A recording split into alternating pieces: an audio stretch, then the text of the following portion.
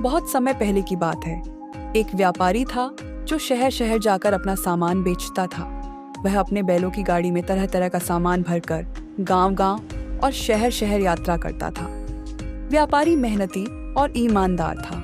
एक दिन व्यापारी को पास के गांव में एक बड़ा सौदा करना था। वह जंगल के रास्ते से होकर गांव जा रहा था।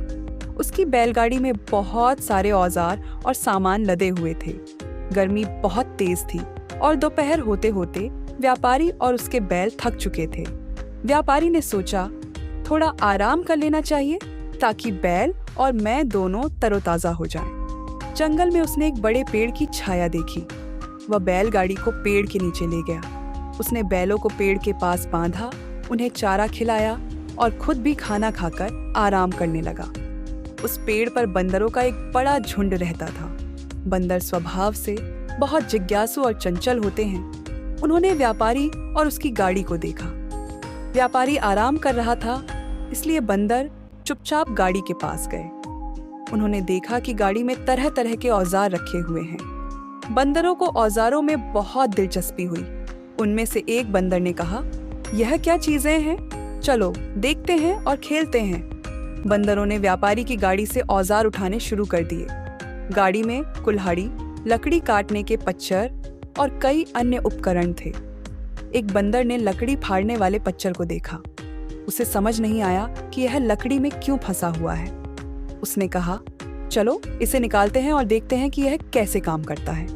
पास ही एक लकड़ी का लट्ठा पड़ा हुआ था, जिसे व्यापारी ने पच्चर लगाकर बीच में फाड़ रखा था। लकड़ी में दरार को चौड़ा करने के लिए पच्चर लगाया गया था। बंदर ने लकड़ी पर जाकर पच्चर खींचने की कोशिश की। वह जिज्ञासा से भरा हुआ था और यह देखना चाहता था कि लकड़ी का क्या होगा। जैसे ही बंदर ने पच्चर को खींचा, लकड़ी की दरार तुरंत बंद हो गई, लेकिन बंदर का पैर उसी दरार में फंस गया। अब बंदर का पैर लकड़ी में बुरी तरह फंस गया था। वह दर्द से चीखने चिल्लाने लगा। उसकी चीख सुनकर बाकी बंदर डर गए और पेड़ के ऊपर भाग गए। बंदर ने बहुत कोशिश की, लेकिन वह लकड़ी से अपना पैर नहीं निकाल सका। बंदर की चीख सुनकर व्यापारी जाग गया। उसने देखा कि एक बंदर का पैर लकड़ी में फंसा हुआ है और वह छटपटा रहा है। व्यापारी ने सोचा, इन बंदरों ने मेरी गाड़ी से औजार उठाए और अब देखो, अपने ही लिए मुसीबत खड़ी कर ली।